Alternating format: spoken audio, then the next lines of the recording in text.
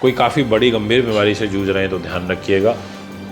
Career को उठाएगा ज़रूर, क्योंकि पैसे के घर में बैठ के कैरियर को देख रहा है, नवम दृष्टि से 7 नंबर राशि को देख रहा है। पर जैसा मैंने अभी थोड़ी देर पहले बताया था कि एफर्ट्स, मेहनत, परिश्रम, ये आपसे। नमस्कार सभी मकर राशि के दोस्तों, आपका हार्दिक अभिनंदन करता हूँ, स्वागत करता हूँ।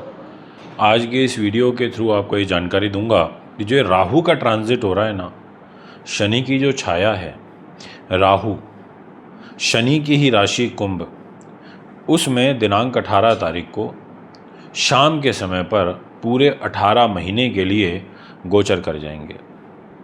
अब आपका जीवन का घटनाक्रम किस तरीके से बदलेगा, आपका जीवन किस रूप में प्रभावित होगा, आपकी लाइफ के अंदर क्या बदलाव आएंगे, पूरे 18 महीने में किन बातों का आपको ध्यान रखना होगा, कौन कौन सी चीज़ें आपके लिए फेवरेबल होंगी, धन की स्थिति बहुत मजबूत होगी या कमज़ोर होगी, परिवार में संबंध अच्छे रहेंगे या बिगड़ जाएंगे, कहीं कोई आयु को, स्वास्थ्य को तो खतरा नहीं है, इसके अलावा हेल्थ सेक्टर कैसा रहेगा और आपका कैरियर किस ओर इशारा कर रहा है, ये सारे पॉइंट आज मैं आपसे डिस्कस करूँगा, काफ़ी डिटेल में करूँगा। अगर आप हमारे YouTube चैनल पर न्यू हैं, आपने अभी तक चैनल को सब्सक्राइब फॉलो नहीं किया तो आप ज़रूर करें, बेल आइकन के बटन को दबाएं ताकि तुरंत सारी इन्फॉर्मेशन आप तक पहुंच सके और आप इन वीडियोस के माध्यम से अपने आगे आने वाले कल को संवार पाएँ। दोस्तों, जैसा कि आप देख सकते हैं, जहां 10 नंबर लिखा है वो आपकी मकर राशि है, जहां 11 नंबर लिखा है वो आपकी कुंभ राशि है। वो घर है धन का, पैसे का, फाइनेंस, परिवार, एजुकेशन का, वाणी का, रूप खूबसूरती का, और उस घर में राहु ग्रह बैठे हुए हैं। राहु का इस सेकंड हाउस में बैठना ये बिल्कुल अच्छा नहीं होता। राहु का सेकंड हाउस के अंदर ट्रांजिट करना ये बिल्कुल अच्छा नहीं होता। राहु का सेकंड हाउस में बैठना, कुंभ राशि के अंदर बैठना, इसके रिजल्ट अब मैं आपको बताने जा रहा हूँ, इसलिए बहुत ध्यान से सुनिएगा आप। सबसे पहली चीज़ कि स्वास्थ्य ठीक नहीं रहेगा, स्वास्थ्य में गड़बड़ आएगी, हेल्थ दिक्कत रहेगी और बहुत गंभीर रूप से आपकी जो विचार शक्ति है ना वो काफ़ी मजबूत हो जाएगी। मतलब आप चीज़ों को बहुत डीपली एनालिसिस करोगे, आप शोधकर्ता अच्छे रहोगे। बट एक चीज़ आपको बहुत क्लियरली बोल देता हूँ और आप इस चीज़ को लिख लीजिए, बाद में मत कहना कि मैंने बताया नहीं। पारिवारिक सुख में कमी होगी तो होगी, ये मैं आपको क्लियरली बोल देना चाहता हूँ। आपके जो एक्सपेंडिचर हैं, खर्चे हैं, वो अत्यधिक होंगे तो होंगे, ये एक फैक्ट है। आपको अपने निज यानी कि सेल्फ मेहनत से, निज परिश्रम से, निज पुरुषार्थ से आप धन संपदा बनाओगे।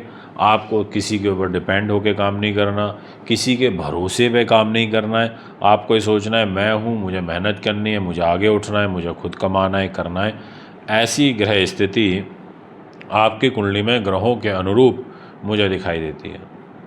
ऐसे जो लोग होते हैं ना, जिनका राहु सेकंड हाउस में बैठेगा, कुंभ राशि के अंदर बैठेगा, वो धन की कमी को रेगुलरली महसूस करेंगे और पर साथ में मददगार भी होंगे। यानी कि आपका नेचर ऐसा हो जाएगा कि आपके पास पैसा कम है पर जितना है, और अगर कोई आपसे मदद के लिए आ गया तो आप सोचोगे कि मैं उसकी हेल्प कर दूं।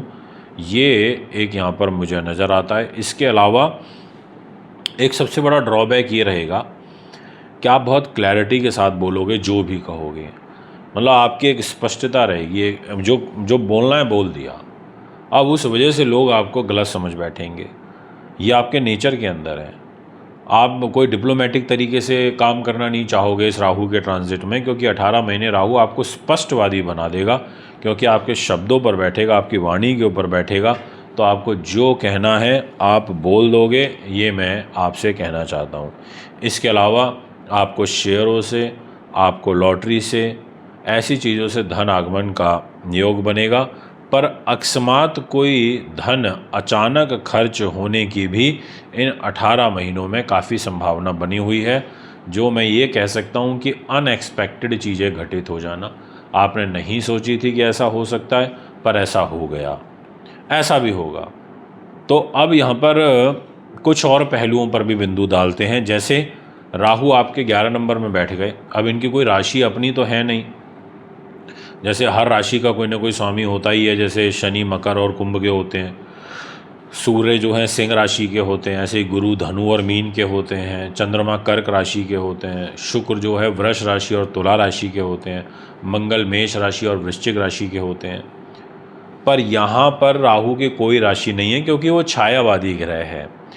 अब यहाँ पर राहु की दृष्टि है पर, और जो उसकी 5th दृष्टि है वो 3 नंबर राशि के ऊपर आ रही है, यानी कि रोग चोट शत्रु बाधा पुलिस केस मुकदमे के घर में।